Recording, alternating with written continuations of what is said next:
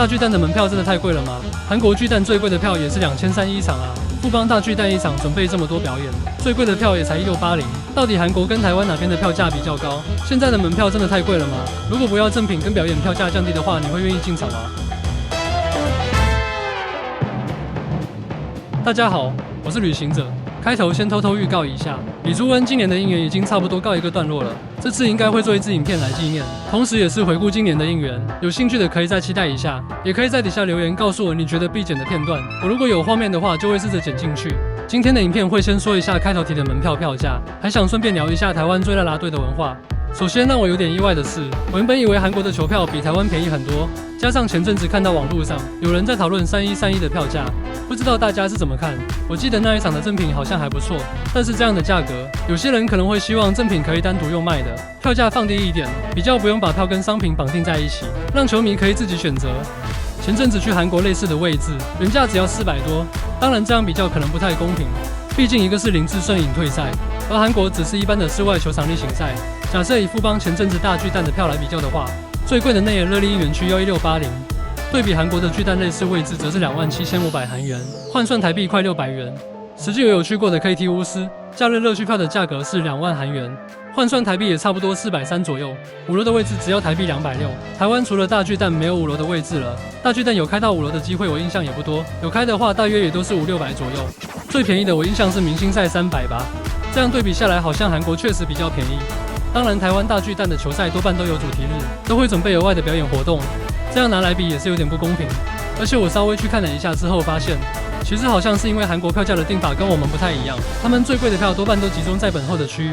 甚至他们的巨蛋在本后最贵的区域要23551一场。虽然不确定票有没有其他附加内容或是什么资格限制，但是这个位置看球应该真的很震撼。KT 室外的球场本后最贵的也是要1500左右，这样看下来，单以最贵的票来比，其实也差不多。不过就是两边安排的方式不太一样，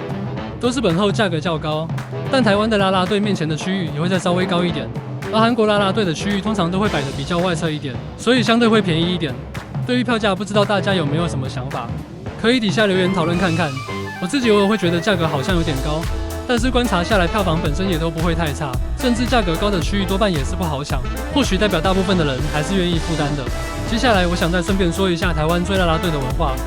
这次有去看了一下朱恩后援会的餐车，大家真的都很早就到现场排队了，而且餐车真的准备得很用心，布置了很多朱恩的应援小物，看得出来真的是一群很爱猪猪的人。现场完全没有任何收费的东西，还发了很多应援小物。我自己有一个觉得比较特别的是这个，好像是一个 NFC 的小吊饰，用手机感应进去就可以看到这次新单曲的影片，这个真的很有收藏价值。现场还有看到干妈也有来，我印象有粉丝提到接下来的计划，有计划干妈当然不会直接讲出来，但是也有说大家可以期待一下。另外就是现场还有遇到一位大哥，很用心的自己手做了一些小东西发给大家。现场因为太好奇了，所以耽误他一些时间，问了他一些问题，大哥也跟我介绍了一下。然后可能要捡回去的时候，大家不知道怎么捡。然后平常的时候就这边有一致的螺丝起子，就可以这样倒转回去，或是如果在外面你没有工具，你就这样倒转。但是这样倒转它常常会空转，所以比较正确的方法是右手为轴心把它扣住，然后左手把它往外转，这样它就不会产生空转。来3不5时可以抽出来，可以再来欣赏一下。哇！因为这个影像是我的强项，所以可能我知道我这个做这个应该是很简单。我后来想说，那我应该以一个就跳跃式的想，我在想说，运动画面，李朱允运动场，然后这个啦啦队，所以我就用运动画册的背景一做，还超级适合。而且最主要是，因为它这个是黑色的，所以你不能配一些彩度高的颜色，你只能用这种黑白的颜色，它颜色才能稳住。所以这外观也是被我改了3次。后来觉得，这个东西就这样质感是最好的。对，每一个大概要花20分钟，那胶剪总共大概做了70个，那中间有出问题的，大概有15个，又拆下重做，所以花了大量的时间。我曾经连续4天，整个人都快倒掉，又要上班又要做这个，然后累到真不行。其实瓶子我真的还蛮喜欢，就是就是那种很简单，然后质感相当好。你看这个瓶子，包括那个瓶盖，那个瓶盖都是特别漂亮，你在外面根本买不到这种质感的瓶盖。哦，它里面是一种类似植物油的东西，它可以让它的影片跟它的那个透光度比水更好，然后质感更提升。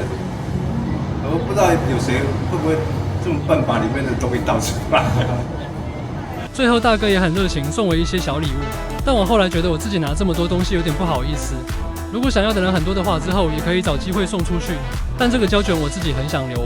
真的觉得粉丝们大家发挥自己的专长，用不同的方式支持着朱恩，这样的氛围真的很特别。我也会继续用我的专长为猪猪制作更多影片。接下来今年的回顾再给我一段时间，这次我也选了一首特别的歌来制作，大家可以再期待一下。